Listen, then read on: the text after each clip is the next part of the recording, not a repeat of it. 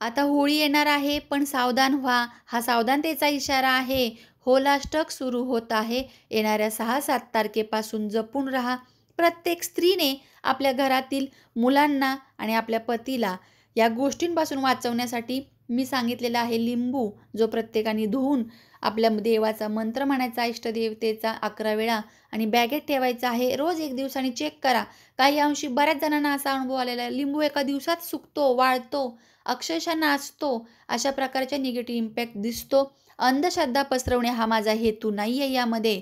आपल्या पूर्वजांनी सांगितलेल्या गोष्टी ज्या महाराष्ट्रामध्ये काही अंशी माहिती होत नाही किंवा विसरत चाललेलो आहोत. पहिली गोष्ट, केस मोकळे सोडून बाहेर जाऊ नका. दुसरी गोष्ट, कपडे सुकवलेले सूर्यास्ताच्या आत घरामध्ये घ्या. आणि याशिवाय कोणी जर घरी बोलवलं या दिवसांमध्ये, तर पांढरी वस्तू त्यांच्याकडून कोणतीही खाऊ नका. पैसे सूर्यास्तानंतर देऊ नका. या गोष्टींसाठी पूर्ण व्हिडिओ जरूर बघा.